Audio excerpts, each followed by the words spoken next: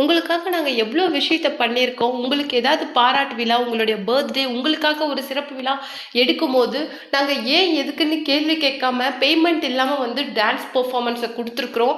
அது மட்டும் இல்லாம, உங்க கூட நடிச்ச ஆக்டர், உங்க கூட கிட்டத்தட்ட ஒரு 4, 5 ஃபிலிம்ஸ் பண்ணியிருப்போம். ஸோ எங்கள பத்தி உங்களுக்கு தெரியாதா? எங்கள பத்தின விஷயங்கள இந்த மாரி அவதூறு ஏற்படும்போது, ஏன் அத வந்து எதிர்த்து பேச உங்களால முடியல? அது இல்ல அப்படின்னு சொல்லிட்டு, அந்த உங்க கூட நடிச்ச அந்த கோ ஆக்டர உங்களால ஏன் சேஃப்கார்ட் பண்ண முடியல? அப்படிங்கிற மாதிரி ஒரு பலமான ஒரு குற்றச்சாட்டை வச்சிருக்கிறாங்க இன்னைக்கு நடிகை ரோஜா. நடிகை ரோஜா வந்து ஆந்திரால ஒய்எஸ்ஆர் பார்ட்டியில வந்து இன்னைக்கு மினிஸ்டரா இருக்கிறாங்க. அது மட்டும் கிடையாது. அவங்க வந்து ஜெகன்மோகன் ரெட்டி பீரியட்ல வந்து எம்எல்ஏவா இருந்திருந்தாங்க. அவங்க இன்னைக்கு ஒரு உச்சபட்ச நடிகர் தமிழகத்துல அவங்க மேல வச்சிருக்கிற அந்த குற்றச்சாட்டு அப்படிங்கிறது தான் இன்னைக்கு மிகப்பெரிய அளவுக்கு வந்து ரொம்பவும் வைரலா போயிட்டு இருக்கு. அதை வந்து அவங்க என்ன சொல்லியிருக்காங்க அப்படின்னு சொல்லிட்டு பார்த்தீங்கன்னா, நீ வந்து யாராவது உன்னை வீட்டுக்கு கூப்பிட்டாங்களா, அவங்கள வீட்டுக்கு வந்துட்டு சாப்பிட்டியா, போனியா, அந்த மாதிரி இருக்கணும். தேவையில்லாத விஷயங்களை பத்தி நீ பேசக்கூடாது. உனக்கு என்ன தெரியும், இங்க என்ன நடக்குது அப்படின்னு சொல்லிட்டு நீ பிளைண்ட் ஃபோல்டா அவங்களுக்கு சப்போர்ட் பண்ற. அப்படி நீ சப்போர்ட் பண்ற, தட்ஸ் ரைட். அப்படின்னா உன் கூட நடிச்ச கோ ஸ்டார் தானே நானு. ஸோ என்னை பத்தின அந்த ஒரு தப்பான விஷயங்கள் வரும்போது அதை ஏன் அப்போஸ் பண்ணி நீ பேசல? இல்ல அவங்க அப்படி கிடையாது அப்படின்னு சொல்லிட்டு ஒரு கோ ஆக்டரை நீ சேஃப்கார்ட் பண்ணி ஏன் பேசல? அதுக்கு தகுதி இல்லாத நீ வந்து இன்னைக்கு வந்து ஒரு ராங்கான பர்சனுக்கு பிளைண்ட் ஃபோல்டா சப்போர்ட் பண்றது அப்படிங்கிறத பார்க்கும்போது ரொம்பவும் கேவலமா இருக்குது. உன்னால வந்து உன்னை சப்போர்ட் பண்ணனா அந்த கிட்டத்தட்ட உன்னோட இண்டஸ்ட்ரியில எத்தனை பேர் உன்னை சப்போர்ட் பண்ணுறாங்க. அது மட்டும் இல்லாம உன்னை சப்போர்ட் பண்ண தமிழ்நாடு பீப்புள்ஸுக்கு நீ என்ன பெருசா பண்ணிட்ட? எதுக்காவது பண்ணனியா? நீ வந்து வந்து கிட்டத்தட்ட வந்து டெத்துக்கும் லைஃபுக்கும் வந்து இடையில இருக்கும்போது உனக்காக எத்தனை பேர் வந்து கோயிலுக்கு போனாங்க, அழகு குத்துனாங்க. ஸோ ரொம்ப ஒரு டஃப்பான அந்த இதெல்லாம் ரிச்சுவல்ஸ்லாம் உனக்காக பண்ணினாங்க. அப்படிப்பட்ட மக்களுக்கு நீ என்ன திருப்பி கொடுத்த? நீ என்ன திருப்பி செஞ்ச? ஸோ வந்து எந்த கோ ஆக்டர்ஸ் உன் கூட நடித்தவங்க யாரையுமே உன்னால் சேஃப்கார்ட் பண்ண முடியலைன்னா, நீ ஒரு தப்பான பர்சனாக்கு சப்போர்ட் பண்ணுறது அப்படிங்கிறது மிகப்பெரிய தப்பு அப்படின்னு சொல்லிட்டு இன்னைக்கு ரோஜா மேம் பேசின அந்த விஷயங்கள் தான் மிகப்பெரிய அளவுக்கு வந்து வைரலா போகுது. அதுதான் இந்த வீடியோவில் நம்ம டீட்டெயிலாக பார்க்க போகிறோம். வீடியோக்குள்ளே போகிறதுக்கு முன்னாடி சேனலுக்கு புதியவராக இருந்தால் மறக்காமல் சேனலை சப்ஸ்கிரைப் பண்ணிக்கோங்க. வாங்க வீடியோக்குள்ளே போகலாம். ஆக்ட்ரஸ் ரோஜா மேம்மை பற்றி எல்லாருக்குமே தமிழகத்தில் நல்லாவே தெரியும். ஒரு 90s வந்து தவிர்க்க முடியாத ஒரு நடிகை ரோஜா மேம். அது மட்டும் இல்லாமல் தேவயானி மேம், ரம்பா மேம் அப்படின்னு சொல்லிட்டு இவங்க எல்லாமே வந்து ரொம்பவும் தவிர்க்க முடியாத நடிகை. அவங்களுடைய அந்த ஹீரோயின் பீரியட் முடிஞ்சதுக்கு அப்புறமேல ரொம்ப இம்பார்ட்டண்டான கேரக்டர்ஸில் அவங்க வந்து நடிச்சிட்டு இருந்தாங்க. அதுவும் விஜய் சாரோட ஒரு படத்தில் அவங்களுக்கு அம்மாவாக ரோல் ப்ளே பண்ண சொல்லி கேட்டதுக்கு அவங்க வந்து நான் பண்ணுறேன் அப்படின்னு சொல்லிட்டு சொன்னாங்க. பட் ஷெட்யூல் ப்ராப்ளம் அப்படிங்கிறதுனால அவங்களால பண்ண முடியல. ரீசெண்டாக ஒரு இன்டர்வியூவில் கூட அதுக்காக நான் வந்து அதை மிஸ் பண்ணணும்னு பண்ணலை, பட் என்னால் அந்த ஷெட்யூலை வந்து கரெக்ட் பண்ண முடியல, பட் நான் மிஸ் பண்ணின ஃபிலிம் அது அப்படிங்கிற மாதிரியும் விஜய் சாருக்கு அம்மாவாக நடிச்சிருக்கணும், நான் அதை மிஸ் பண்ணிட்டேன் அப்படிங்கிற மாதிரி வருத்தப்பட்டு பேசியிருந்தாங்க. அவங்க வந்து அந்த உச்சபட்ச நடிகரான ரஜினிகாந்த் சாரை வந்து என்ன சொல்லியிருக்காங்க அப்படின்னு சொல்லிட்டு பார்த்தீங்கன்னா, ரஜினிகாந்த் சாரை வந்து சந்திரபாபு நாயுடு சார் வந்து அவங்களுடைய வீட்டுக்கு வந்து லஞ்சுக்கு வந்து இன்வைட் பண்ணியிருக்காங்க.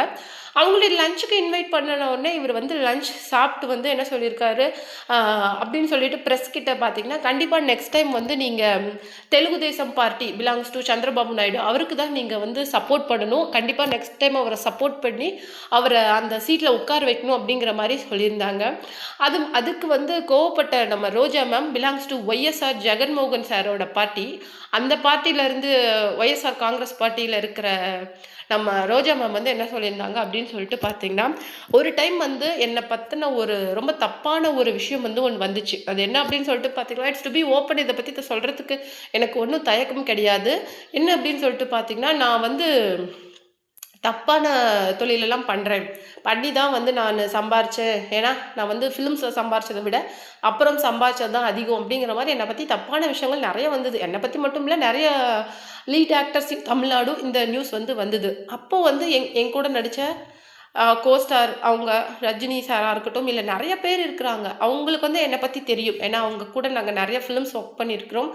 அது மட்டும் இல்லாம belongs two Tamil Nadu person Selvamani தான் நான் மேரேஜும் பண்ணியிருக்கிறேன். ஸோ எங்களுடைய ஃபேமிலிய பத்தி எல்லாருக்குமே நல்லா தெரியும். அப்படி இருக்கும்போது, உங்களால அந்த விஷயம் வந்து அப்போ ரொம்ப சென்சிட்டிவா போச்சு.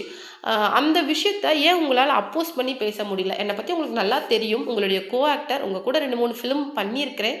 ஸோ அப்படி இருந்தும் கூட அது உண்மை இல்ல அப்படின்னு சொல்லிட்டு நீங்க எவ்வளோ பெரிய ஆக்டர்ஸ் நீங்க ஒரு வார்த்தை சொல்லியிருக்கலாமே. மேபி ட்வீட் பண்ணியிருக்கலாமே, ஏதாவது பண்ணியிருக்கலாமே. பட் நீங்க எதுவுமே பண்ணல.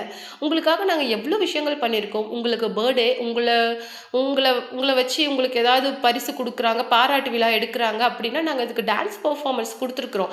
எங்களுடைய ஷெட்யூல பிரேக் பண்ணிட்டு, எங்களுடைய டைம பிரேக் பண்ணிட்டு நாங்க உங்களுக்காக பண்ணிட்டு குடுத்துருக்குறோம். அதுக்காக நாங்க எந்த பேமெண்ட்டும் வாங்குனது கிடையாது. இட்ஸ் ஃபுல் ஆஃப் உங்களுக்காக, உங்க மேல இருக்கிற அந்த மரியாதைக்காக நாங்க பண்ணி குடுத்துருக்குறோம். பட் இன் ரிட்டர்ன்ஸ் நீங்க எங்களுக்கு என்ன குடுத்தீங்க? அந்த மாரி எங்களுக்கு ஒரு அவமானம் அப்படின்னோனே, ஒரு ஆஸ் அ ஃப்ரெண்டா அல்லது உங்களுடைய கோஸ்டார்னா, அந்த மாரி எங்களுக்கு ஒரு சப்போர்ட்டிவா நீங்க நிக்கல. It's it's okay. அது பரவால்ல. ஆனா நீங்க இன்னைக்கு அந்த பெர்சன பத்தி நான் வந்து மீன் பண்றது, தெலுங்கு தேசம் பார்ட்டியோட அந்த கேப்ஷன பத்தி பேசுறேன். அவங்க வந்து அவங்க என்ன ஏதுன்னே உங்களுக்கு தெரியாது. லஞ்ச் சாப்பிட கூப்பிட்டாங்களா? வந்து லஞ்ச் சாப்பிட்டுட்டு நீங்க போக வேண்டியது தானே. எதுக்கு நீங்க பிளைண்ட் ஃபோல்டா அவங்களுக்கு சப்போர்ட் பண்றீங்க? இங்க என்ன நடந்துட்டுருக்கு? இங்க என்ன இஷ்யூ போயிட்டுருக்கு அப்படிங்கிறது உங்களுக்கு தெரியுமா? அப்படி தெரியாம நீங்க பாட்டுக்கு வந்து பிளைண்டா ஒருத்தருக்கு இவங்களுக்கு சப்போர்ட் பண்ணுங்க. நெக்ஸ்ட் டைம் இவங்கள சிஎம் ஆக்குங்க அப்படின்னு சொல்லிட்டு போறீங்க. ஸோ இப்படி பண்ணும்போது உங்களுக்கு இதில என்ன பெனிஃபிட் கிடைக்குது? எனக்கு வந்து உண்மையிலேயே வந்து இத பத்தி சொல்றதுக்கு எனக்கு எந்த விதமான பயமும் கிடையாது. டு பி ஓப்பனா தான் நான் அந்த விஷயத்த சொல்றேன் அப்படிங்கிற மாதிரி ரோஜா மேம் வந்து சொல்லியிருக்காங்க. ஏன்னா வந்து நெறைய தமிழ் இண்டஸ்ட்ரி, சினி இண்டஸ்ட்ரியை பொறுத்த வரைக்கும் நெறைய வந்து தொழிலாளர்கள் சங்கம் அப்படின்னு சொல்லிட்டு இருக்குது. முக்கியமா ஸ்டண்ட் யூனியன். அதில நெறைய பேருக்கு வந்து காயம் அப்படிங்கிறது பட்டிருக்கு. நெறைய பேருக்கு வந்து உதவி அப்படிங்கிறது தேவைப்பட்டிருக்கு. ஆனா, அப்போவெல்லாம் வந்து இந்த இந்த மாரி பெர்சன் எங்க போறாங்க அப்படின்னு சொல்லிட்டு தெரியாது. ஆனா, இவங்க வந்து அந்த டெத்துக்கும் இந்த லைஃப்க்கும் நடுவுல அவங்க வந்து நெறைய சிக்கா இருக்கும்போது, அப்ப நெறைய ரிச்சுவல்ஸ வந்து தமிழ்நாடு பீப்பிள் இவங்க பொழைக்கணும், ரிட்டர்ன் வரணும் அப்படிங்கிறதுக்காக பண்ணுனாங்க. அப்படி வந்து நேசிச்ச அந்த மனுஷங்களுக்காக இவர் என்ன பண்ணியிருக்கிறாரு? இப்போ வந்து விஜய் சார் வந்து இன்னைக்கு சிஎம் ஆயிருக்காருல்ல. விஜய் சார் சிஎம் இருக்கும்போது எவ்வளோ விஷயங்கள இன்னைக்கு மக்களுக்காக பண்றாரு. அவரு கரியரோட பீக்ல இருக்கும்போது அத விட்டுட்டு, அவருக்கு செஞ்ச மக்களுக்கு ஏதாவது திருப்ப செய்யணும் அப்படிங்கிறதுக்காக செஞ்சாரு. பட் நீங்க என்ன பண்ணுனீங்க? உங்களுடைய ஆக்டர்ஸ்க்கு உங்களால எதுவும் பண்ண முடியல. எங்க ரொம்ப ரெஸ்பெக்ட் அதிகமா இருக்குது, பணம் அதிகமா இருக்குது, பொலிட்டிக்கல் லெவல்ல இன்ஃப்ளூயன்ஸ் எங்க அதிகமா இருக்கு, அவங்களுக்கு தான் உங்களுடைய சப்போர்ட்ட பிளைண்டா குடுக்குறீங்க.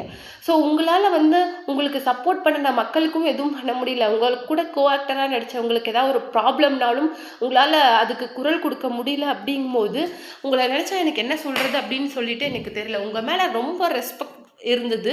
பட் இப்ப எனக்கு எதுவுமே கிடையாது அப்படிங்கிற மாதிரி ரொம்பவும் போல்டா வந்து ரோஜா மேம் வந்து அந்த விஷயங்கள பத்தி இன்னைக்கு ஷேர் பண்ணியிருக்காங்க. அதுதான் இன்னைக்கு வந்து ரொம்பவும் வைரலா போயிட்டு இருக்குது. ரோஜா மேமோட அந்த ஒவ்வொரு வேர்ட்ஸும் வந்து இன்னைக்கு நெட்டிசன்ஸ்கள் சொல்றது என்ன அப்படின்னு சொல்லிட்டு பார்த்தீங்கன்னா, "to be bold, to be respectful ma'am" அப்படிங்கிற மாரி இன்னைக்கு கமெண்ட் பண்ணிட்டு வராங்க.